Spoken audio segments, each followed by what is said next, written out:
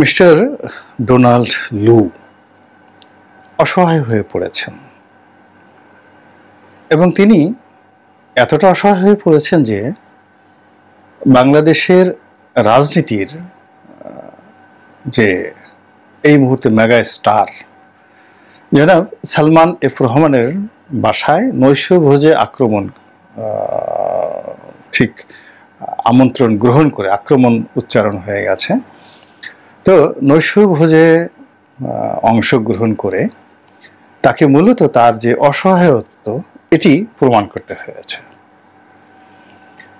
এর কারণ হলো যে আপনি বোঝার চেষ্টা করুন যে কয়েকদিন আগে মার্কিন ভিসা নীতি যখন নিয়ে আলোচনা হতো, এই কয়েকদিন আগে কিংবা এখনো কেউ কেউ আলোচনা করছেন, কিংবা যখন এই ভিসা নীতিটি ঘোষণা করা হলো তখন যাকে নিয়ে সবচেয়ে প্রথম সন্দেহ করা হয়েছিল যে সম্ভবত সালমান এফ রহমান সাহেবের বিরুদ্ধে মার্কিন ভিসা নিষেধাজ্ঞা প্রয়োগ করা হতে পারে এবং পুরো সামাজিক মাধ্যমে ভীষণ রকম গুজব।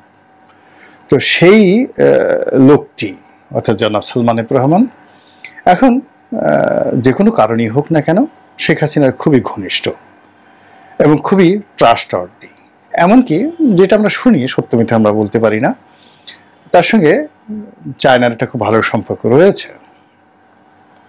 কিন্তু চায়না এবং পাকিস্তানের একটা ভালো সম্পর্ক রয়েছে এবং আমরা দেখেছিলাম যে ইতিপূর্বে যিনি পাকিস্তানের প্রেসিডেন্ট ছিলেন, তত্ত্বাবধায়ক সরকারের প্রেসিডেন্ট ছিলেন, তার সঙ্গে তার বন্ধুত্ব ছিল এবং তারা সম্ভবত ক্লাসমেট ছিলেন। এবং আমাদের বাংলাদেশের প্রেসিডেন্ট মিস্টার চুপ্পু, পাকিস্তানের প্রেসিডেন্ট সেই ভদ্রলোক এবং জনাব সালমান এফ রহমান মক্কাতে একসঙ্গে ছিলেন এবং একসঙ্গে সেখানে ছবি তুলেছেন এবং সেই ছবি আবার পাকিস্তানের প্রেসিডেন্ট তার টুইটে তিনি টুইট করেছেন বা সামাজিক মাধ্যমে তিনি দিয়েছেন। তো সালমান এফ রহমান সাহেবকে যাই বলেন না কেন, একজন প্রেসিডেন্টের বন্ধু হওয়া একটা দেশের চারটি কথা না আবার আরেকটা দেশের প্রেসিডেন্ট, মানে বাংলাদেশের প্রেসিডেন্ট আবার সালমান এফ রহমান সাহেবকে মাঝে রেখে একদিকে চুপ্পু সাহেব বাংলাদেশের প্রেসিডেন্ট, অন্যদিকে আবার আমেরিকার মানে পাকিস্তানের প্রেসিডেন্ট, মধ্যে সালমান এফ রহমান। তো এখানে একটা নিদারুণ রসায়ন রয়েছে। আপনি তাকে কোনো অবস্থাতেই বাংলাদেশের এই মুহূর্তের যে তার যে গুরুত্ব, সেই গুরুত্বকে আপনি অস্বীকার করতে পারবেন না। তো এই মানুষটিকে ভারত অপছন্দ করে এরকম প্রচারণা রয়েছে এবং অনেকে বলার চেষ্টা করেছে যে প্রধানমন্ত্রী যখন ভারতে যান তখন সালমান এফ রহমান সাহেবকে আসলে কর্নার করে রাখা হয়। এর কারণ হলো সালমান এফ রহমান সাহেব মূলত পাকিস্তান লবি এবং চীনের যে লবি এই দিকটিতে স্ট্রং। তো সেই দিক থেকে আমেরিকার অপছন্দের তালিকায় সালমান এফ রহমান সাহেব থাকা খুবই স্বাভাবিক বিষয়। আর সালমান এফ রহমান সাহেবের যে ব্যবসা বাণিজ্য এবং তার সম্পর্কে যে সকল সুনাম দুর্নাম রয়েছে সবই আমেরিকার সঙ্গে আসলে যায় না। আমেরিকা যে কথাগুলো বলে সেই কথাগুলোর সঙ্গে আসলে সালমান এফ রহমান সাহেবের যে ব্যবসায়িক পরিধি, তার বিরুদ্ধে অভিযোগ, এগুলো আসলে কন্ট্রাডিক্ট করে।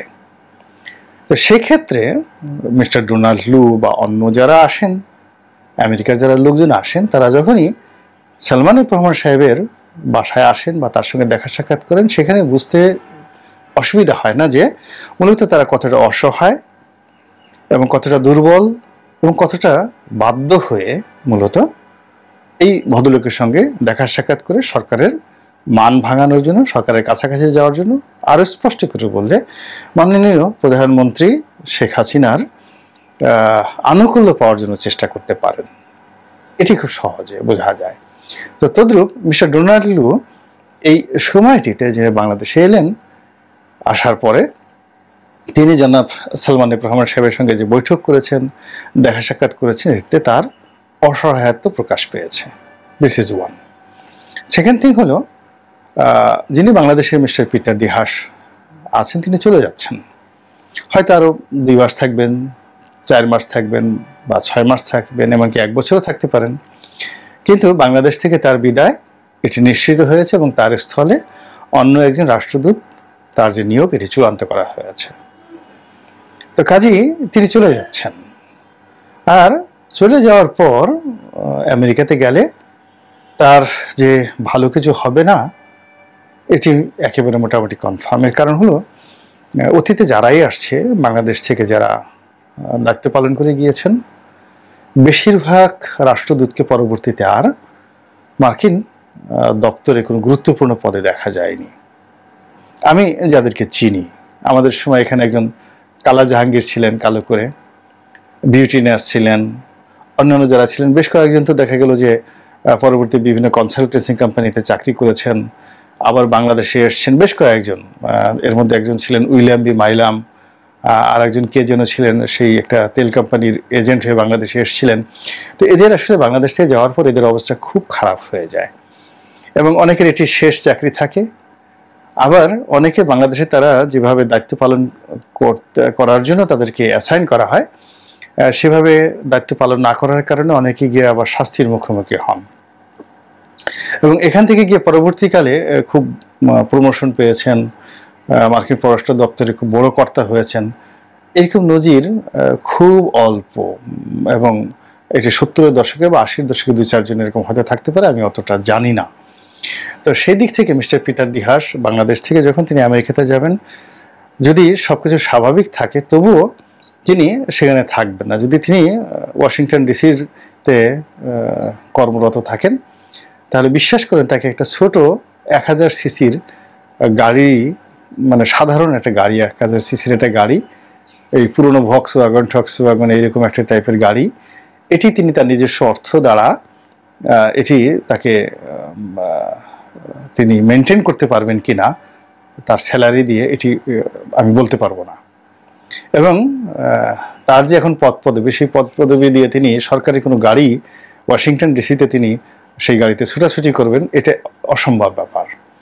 আবার আমেরিকার যে ওয়াশিংটন ডিসির যে ডাউন টাউন, সেখানে 2 বেডরুমের বা 3 বেডরুমের 1200-1300 স্কোয়ার ফিটের একটা অ্যাপার্টমেন্ট নিয়ে তিনি তার সরকারি বেতন দিয়ে থাকবেন, এটি অসম্ভব। তাকে একটা স্টুডিও অ্যাপার্টমেন্টে থাকতে হবে অথবা তাকে অনেক দূরে চলে যেতে হবে, একটু গ্রামের দিকে যেতে হবে, সেখানে গিয়ে তাকে থাকতে হবে আর কি। তো কাজেই এখানে তার যে রাজস্বিকতা, এটি আমেরিকায় গেলে আর তার সেটা থাকবে না, নাম্বার 1। নাম্বার 2 হলো যে তিনি এখানে যে কর্মকাণ্ড করেছেন, এটা স্পষ্টতই তিনি পরাজিত হয়েছেন। তিনি যার বিরোধিতা করেছেন তারা বিজয়ী হয়েছে, তিনি যাদের পক্ষ অবলম্বন করার চেষ্টা করেছেন তারা পরাজিত হয়েছে। তিনি যা চেয়েছেন তা একটাও হয়নি, উল্টো হয়েছে। তার সঙ্গে যাদের বন্ধুত্ব ছিল, তাকে যারা সাহায্য করেছে, সহযোগিতা করেছে এবং তাকে এনলাইটেন করে, হাইলাইট করে যারা মোটামুটি সরকারের রোষানলে পড়েছে, এই লোকগুলোকে রীতিমতো একেবারে প্রশান্ত মহাসাগরের অতল অন্তে চুবিয়ে মেরে তিনি এই বাংলাদেশ থেকে চলে যাচ্ছেন। তাদের পুনর্বাসন, তাদের সঙ্গে সম্পর্ক বা তাদেরকে সান্ত্বনা দেওয়ার মতো কোনো কাজই তিনি করেননি। অধিকন্তু যেটি হচ্ছে, এই মিস্টার ডোনাল্ড লু যে সাম্প্রতিক সময় বাংলাদেশে এলেন, তিনি যে লোকগুলোর সঙ্গে বসলেন, সেখানে কেন বদিউল আলম সাহেব নেই, বদিউল আলম মজুমদার নেই, বা অন্যান্য যে সমস্ত লোকদের সঙ্গে তাদের সচরাচর দেখা সাক্ষাৎ হয়, তাদের সঙ্গে কেন এই বৈঠকটা হলো না, এটি নিয়ে কিন্তু সরকারের যে বিভিন্ন গণমাধ্যম আছে, বিভিন্ন পোর্টাল রয়েছে, তারা রীতিমতো গবেষণা করছে, টিক্কা কাটছে, টিপ্পনি কাটছে, ঠাট্টা করছে, মস্কারা করছে। আলটিমেটলি এটি মিস্টার পিটার ডি হাসকে প্রশ্নের মুখোমুখি করে দিচ্ছে। তো যা হোক, এখন এরপরেও কিন্তু mister Peter D Haas Bangladesh ব্যাংকে যাচ্ছেন, এরপরে আমাদের নারী ক্রিকেট দলের সঙ্গে দেখা সাক্ষাৎ করছেন, যতটা সম্ভব তিনি ভালো পোশাক আশাক পরার চেষ্টা করছেন, হাসি খুশি থাকার চেষ্টা করছেন এবং নিজেকে অনেকটা মুভমেন্টের উপর তিনি রাখার চেষ্টা করছেন। আবার তার যে কলিগ মিস্টার ডোনাল্ড লু এলেন, তিনি যখন এলেন তখন তার চেহারার মধ্যে একটা ক্লান্তি, একটা বিধ্বস্ত ভাব, মুখ কেমন যেন উসখুস করছিল, চামড়া কুচকিয়ে গিয়েছিল। তো ওই বিধ্বস্ত শরীর নিয়েও তিনি প্রাণান্ত চেষ্টা করেছেন হাসার জন্য। তিনি কথা খুব সংযত করার চেষ্টা করেছেন, সংক্ষিপ্ত করার চেষ্টা করেছেন, খুব সতর্ক থেকেছেন যেন বেফাস কিছু তার মুখ দিয়ে বের না হয়ে যায়। তো এই কাজ করেও মিস্টার লু তার দুর্বলতা তিনি ঢেকে রাখতে পারেননি, অসহায়তাটাই এখানে বারবার প্রকাশিত হয়েছে। তিনি বাংলাদেশে কোনো কিছু করতে পারেননি, আমেরিকা যা চেয়েছে তা হয়নি, তিনি নতুন করে আবার শুরু করতে চান, সম্পর্ক স্থাপন করতে চান। এই অফার অ্যান্ড অ্যাকসেপ্টেন্স, তিনি এই অফারটা, আমরা যেটা আইনের ভাষায় বলি যে একটা চুক্তি করার জন্য আগে একটা অফার থাকতে হবে, তারপর সেটা অ্যাকসেপ্ট হতে হবে। তো বাংলাদেশের পক্ষ থেকে এই মুহূর্তে আমেরিকার জন্য কোনো অফারই নেই, কোনো দেবে করবে বন্ধুত্ব চাই এটা ওটা, বরং লিডার্স জনাব ওবায়দুল কাদের বলে ফেলছেন যে আমাদের আমেরিকাকে গণনা করার সময় নেই, আমেরিকাকে পাত্তা দেওয়ার সময় নেই, আমেরিকার ভিসা নিষেধাজ্ঞা ওই সমস্ত আমরা পরোয়া করি না। শেখ হাসিনা ওইগুলো পাত্তা দিয়ে রাজনীতি করেন না, ডাইরেক্ট। এরপর আর কথা থাকে না। এরপরে কথা বলতে যদি কেউ বলতে হয় তাহলে কান ধরে আচ্ছা মতো মুসড়িয়ে বলতে হয় তোকে কিন্তু কান মলে দিলাম, অথবা গালের উপর ফটাস করে ঠাস করে একটা চর বসিয়ে দিয়ে বলতে হয় যে তোর তো এত আকার ইঙ্গিতে বললাম, তুই তো বুঝলি না যে আমি তোকে অপমান করতে চাই, আমি তোকে মারতে চাই। তো কাজেই অন্য কোথাও মারলাম না, তোর গালের উপর একটা চর বসিয়ে দিলাম, এবার কি তুই বুঝতে পেরেছিস যে তোকে অপমান করা হয়? তো এইরকম অবস্থায় যাওয়ার আগে মানুষ সাধারণত যে ধরনের খিস্তি খাউল করে ওইরকম শব্দ এখন আমেরিকার বিরুদ্ধে শাসক মহল থেকে কিন্তু ব্যবহৃত হচ্ছে। এসে আর অবমাননাকর কোনো বক্তব্য থাকতে পারে না আমেরিকার সম্পর্কে। কাজেই সরকারের পক্ষ থেকে আমেরিকার জন্য কোনো প্রস্তাব নেই, অফার নেই, আর আমেরিকা এটা অ্যাকসেপ্ট করবে ওইরকম কোনো কিছু নেই। এখানে পুরোটাই আমেরিকার কাছে। এখন ভিসা নিষেধাজ্ঞা তো আমেরিকা দিয়েছে, র্যাবের উপর স্যাংশনে আমেরিকা দিয়েছে। তো এটা বাংলাদেশ বলছে যে ঠিক আছে ওগুলো তুলে নাও, এটা সে সংগতি করে বলতে পারে, এটা তো কোনো অফার নয়, আর এটা অ্যাকসেপ্ট করার বিষয় নয়। এটা হলো একটা অ্যাক্ট, যেটা একটা ক্রিয়া। সে ক্রিয়ার বিপরীতে বাংলাদেশ প্রতিক্রিয়া দেখিয়েছে।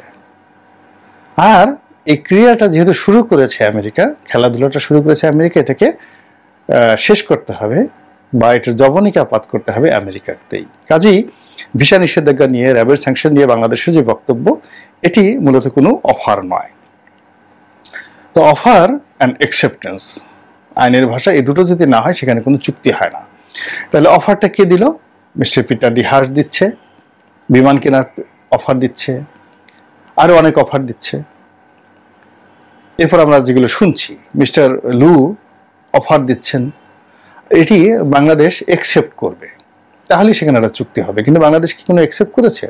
কিচ্ছু করেনি। না করার ফলে কি হলো? এই যে ডোনাল্ড ট্রাম্পের যে অফারটি, এটি ভয়েড হয়ে গেল, ইনভ্যালিড হয়ে গেল, বাতিল হয়ে গেল, মূল্যহীন হয়ে গেল।